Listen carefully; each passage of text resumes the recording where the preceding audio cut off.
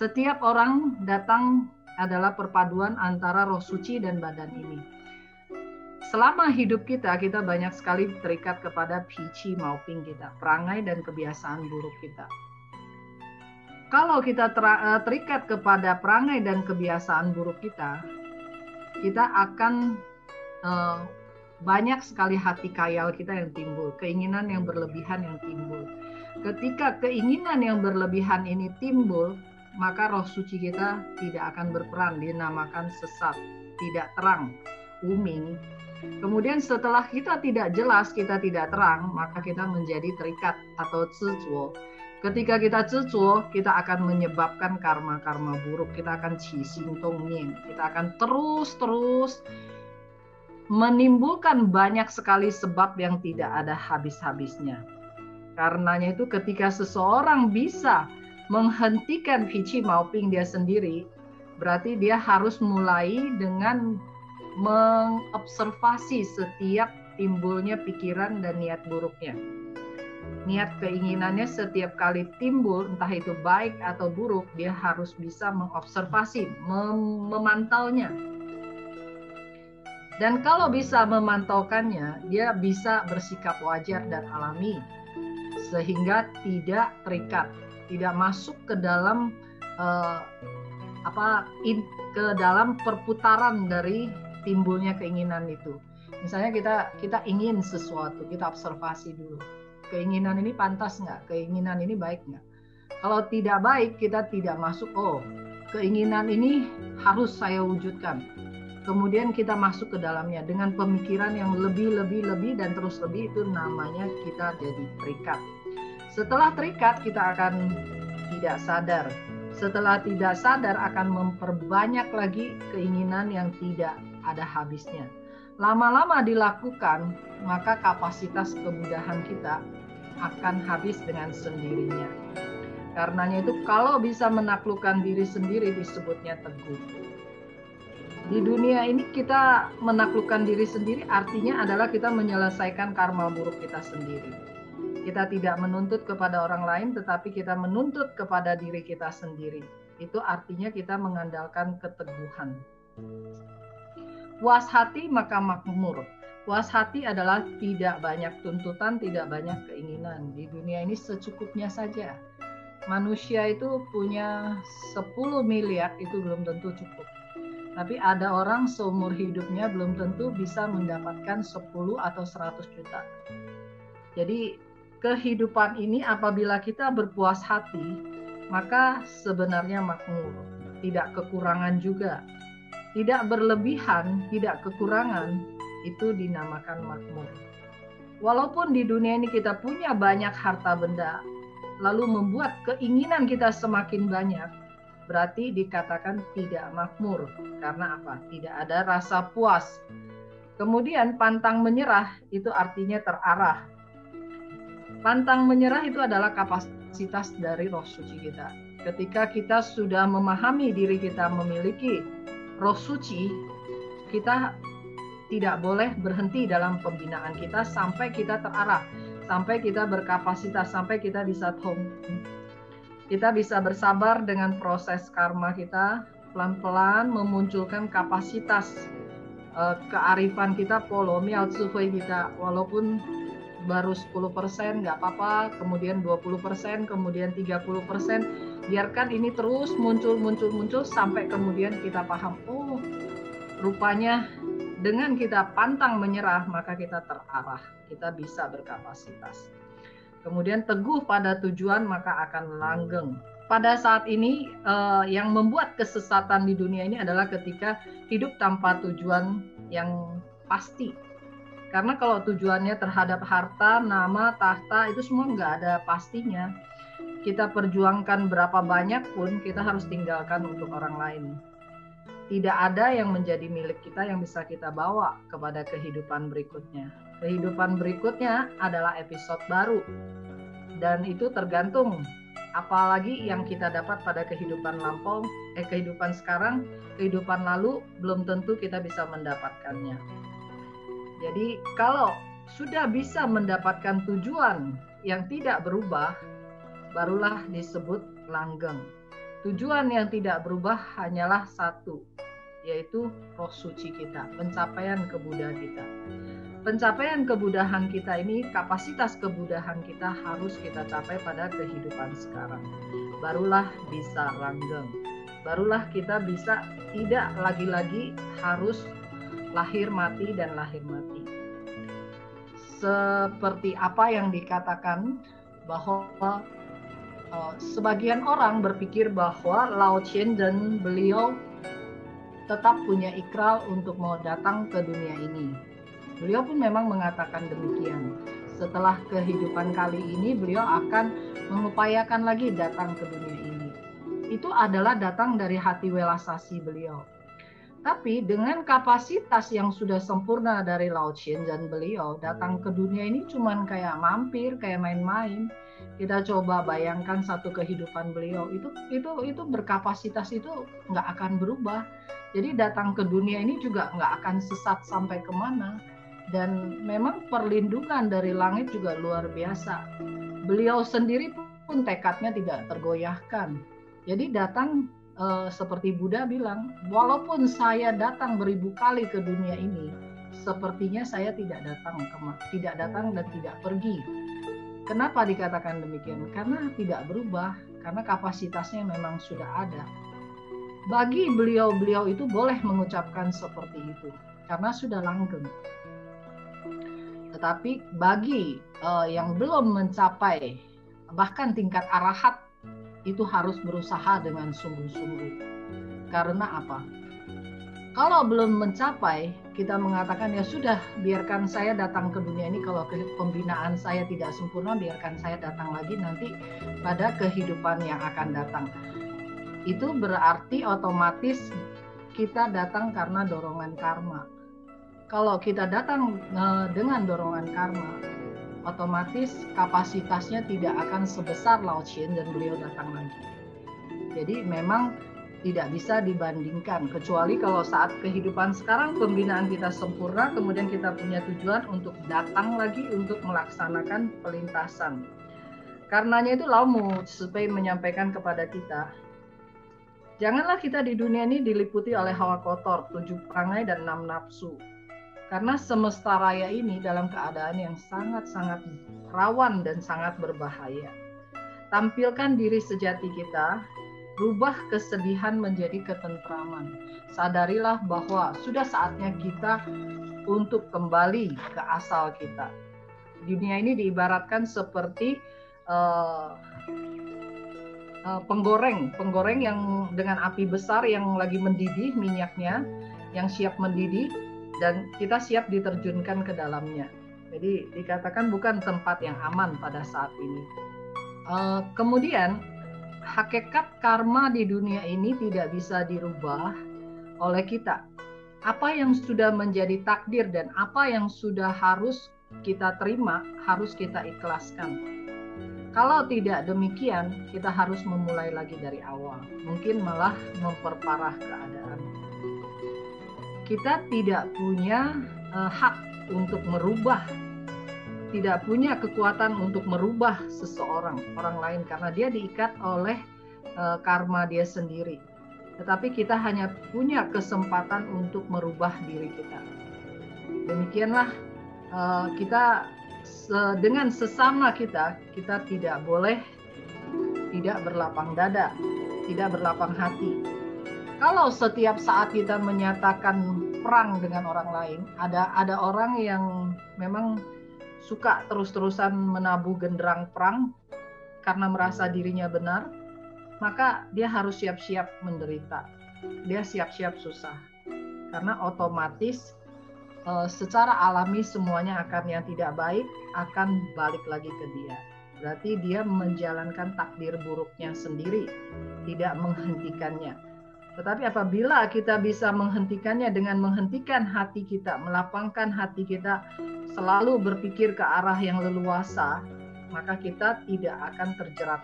Kita benar-benar akan terbebaskan dari semuanya. Membebaskan diri kita juga kita bisa membebaskan orang lain. Maka dikatakan bahwa mati pun tidak kehilangan kesejatian, disebutnya kekal. Di dunia ini tidak mungkin semua keinginan kita pasti akan tercapai. Misalnya saja sesuatu yang kita tidak suka, tapi adalah bagian dari karma kita, apa kita bisa nolak? Apakah kita bisa bilang tidak mau? Di dunia ini sesuatu yang harus jadi milik kita, kita juga tidak bisa, orang lain juga tidak bisa merebutnya, tetap akan menjadi milik kita. Jadi apa yang terjadi sebenarnya kita tidak punya pilihan. Kita datang ke dunia ini karena dorongan karma, sebenarnya kita tidak punya pilihan. Kita harus ikhlas menerima semuanya. Kita juga harus bisa berlapang dada, bersyukur kepada semuanya, memaklumin orang lain, juga memahami diri kita sendiri. Hidup dengan kelapangan itu akan membuat hidup kita semakin jalan semakin lapang, semakin jalan semakin sesuai dengan nurani kita, semakin jalan semakin kung tau uliang, semakin jalan semakin tidak terbatas. Mengapa tidak memilih yang demikian? Karena sesungguhnya apabila kita renungkan, kita pikirkan baik-baik, tidak ada orang yang datang ke dunia ini yang diharuskan menderita. Sayangnya manusia datang ke dunia ini banyak yang melanggar hakikat Tao yang sebenarnya tidak boleh dilanggar, banyak yang melanggar nurani karena keegoannya, maka menderita. Ada kalanya orang suka memohon kepada para Buddha. Buddha, tolonglah saya karena saya menghadapi ini dan itu.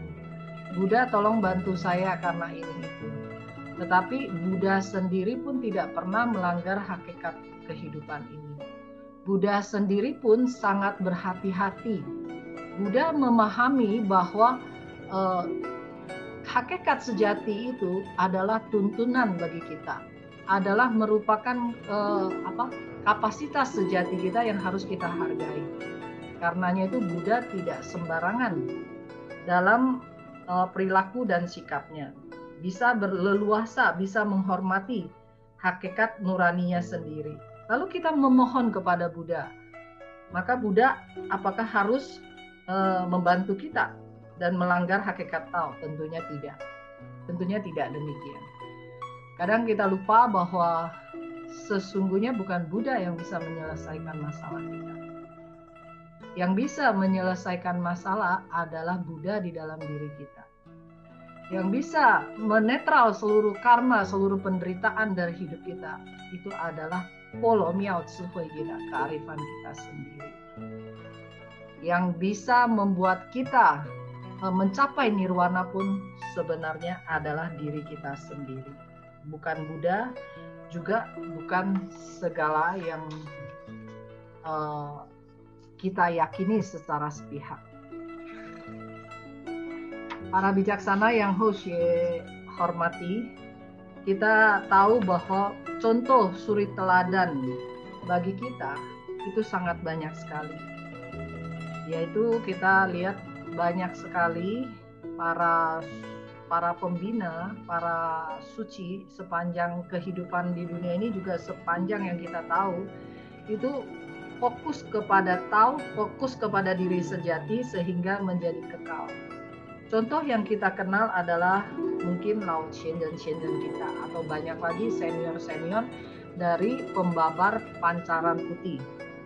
Beliau itu akhirnya mencapai kekal karena tidak kehilangan nuraninya, keyakinan yang sungguh-sungguh kepada roh sucinya, sehingga bisa kekal abadi. Kalau di dunia ini seseorang dikatakan bahwa dia sudah mati. Mati berarti seperti sudah tidak ada lagi, seperti sudah hilang. Kita mengingatnya pun tidak lagi tersambung, terkoneksi. Kita merindukan pun tidak bisa lagi ada interaksi, seperti hilang. Tetapi kalau kita lihat pada Lao Shen dan Shen kita itu tidak. Beliau-beliau itu kekal abadi. Bahkan kita sampai pada saat sekarang ini pun masih bisa ada pertemuan melalui tulisan pasir yang memberikan dukungan. Bahkan kalau yang disampaikan oleh para Buddha kepada kita bahwa di alam sana itu jauh lebih sibuk daripada di dunia ini. Lao Shen dan kita, para pembabat pancaran putih yang sudah mencapai kesempurnaan nirwana itu jauh lebih sibuk lagi. Nggak ada henti-hentinya. Bahkan ada satu pandita, beliau mengatakan kepada Hoshe bahwa ya tugas saya di dunia ini sudah memuaskan hati saya. Suatu hari saya kembali ke nirwana, saya sudah bisa tidak terikat kepada badan ini, saya mau kemana pun bisa. Saya sudah bisa berkunjung ke sana, ke sini, ke sana, ke sini dengan bebas. Jadi ya memang para suci, para Buddha memang mempunyai kapasitas kekal abadi dan memang punya kemampuan seperti itu. Para bijaksana yang Hoshe hormati, roh suci kita adalah kekal. Kalau kita tidak meremehkannya, kita punya keyakinan yang teguh kepada roh suci kita sampai akhir hidup kita, tidak kita lepas, maka kita pasti akan bisa kembali kepada kapasitas sejati kita. Itu yang dikatakan fokus pada yang esa. Fokus pada yang esa, maka akan kekal. Contoh suri teladan bagi kita itu sudah sangat banyak sekali. Kita termasuk pembina pancaran putih yang sangat beruntung sekali. Karena apa?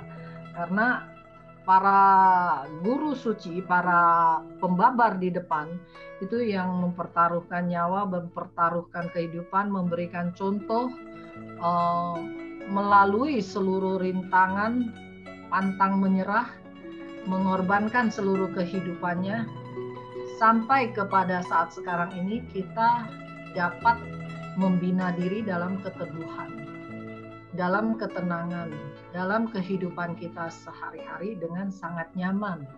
Kita bisa mengekspresikan hati Buddha kita, kapasitas sejati kita dalam berbagai kesempatan yang tidak terbatas. Para bijaksana yang Hoshe hormati, ini semua tentunya adalah hasil dari perjuangan dan pengorbanan, tekad dan semangat yang tidak luntur dari para pembabar terdahulu.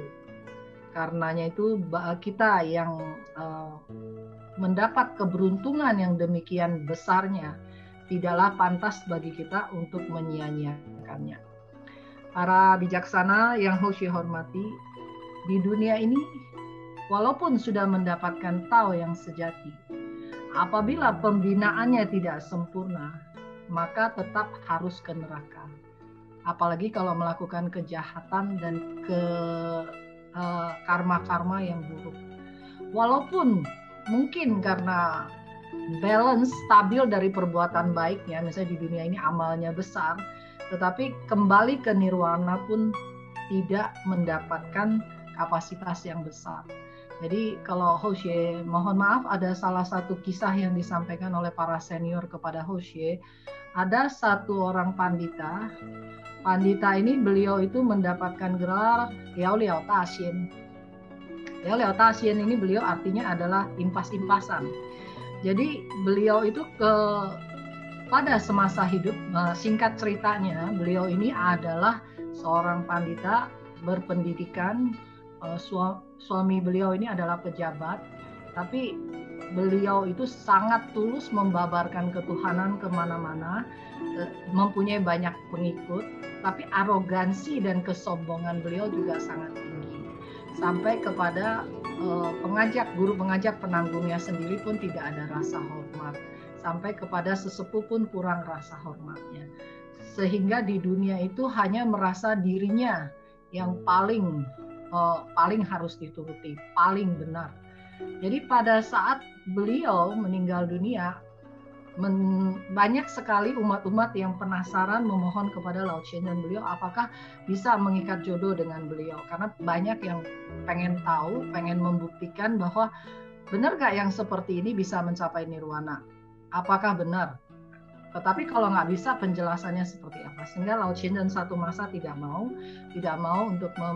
berkenan untuk Jie Yin mengikat jodoh, karena beliau tahu bahwa hui henan kan, itu tidak akan menyenangkan beritanya. Tetapi karena desakan yang terus-terusan, akhirnya kemudian Lao Mu mengizinkan. Satu waktu kemudian datanglah mengikat jodoh.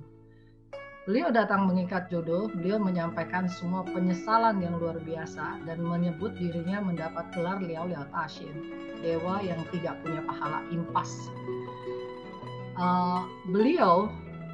Kenapa beliau demikian? Beliau satu-satu minta maaf kepada semua orang. Ketika di akhir hidup beliau, karena sangat arogansi, perangainya juga sangat keras, pribadinya sangat keras kepala, beliau mengalami penyakit, yaitu badannya itu mengalami kayak bisul-bisul yang banyak kalau Hoshe tidak salah, dan itu gatal sekali. Dan beliau karena takut orang rumahnya ketularan, beliau meminta tinggal di wihara. Jadi yang merawat beliau itu adalah umat-umat wihara. Tetapi karena sifat yang buruk, kesombongan yang tinggi, beliau sering sekali menyakiti orang-orang yang merawat beliau. Beliau bahkan bisa kadang-kadang kalau lagi kesakitan, orang yang merawatnya tidak hati-hati menyentuh lukanya, beliau bisa cubitin orang. Beliau bisa maki-maki orang. Karenanya itu banyak sekali orang yang merasa sakit hati dan mundur dari ketuhanan karena beliau. Jadi beliau ketika datang, beliau satu-satu minta maaf. Jadi dalam kondisi yang seperti itu dikatakan bahwa walaupun bisa mencapai nirwana, itu tidak berkapasitas. Bahkan itu hanya karena mendapatkan kasih sayang dan pengampunan yang besar dari langit, karena masih melihat walaupun dia tidak berkebajikan luhur, tetapi dia masih punya jasa yang luhur, jasa yang baik. Karenanya itu jangan tanggung. Semoga saja kita setiap orang bisa menyempurnakan cita-cita kita datang ke dunia ini, dan kita pulang dengan berkapasitas. Kita tidak main-main dengan kehidupan sekarang, seolah-olah kita masih punya kesempatan yang sebaik sekarang ini. Tidak. Hanya kesempatan sekarang inilah kita bisa menyelesaikan kewajiban kita setiap orang. Kalau kehidupan yang akan datang mesti datang lagi, kita sudah datang dengan berkapasitas, bukan datang karena dorongan karma. Hari ini Hoshe belajar sampai di sini. Apabila ada kekurangan, mohon mohon para pandita berwelas asih dan memaafkan apabila ada kesalahan dan memberikan petunjuk. Mohon para bijaksana sekalian memaklumi.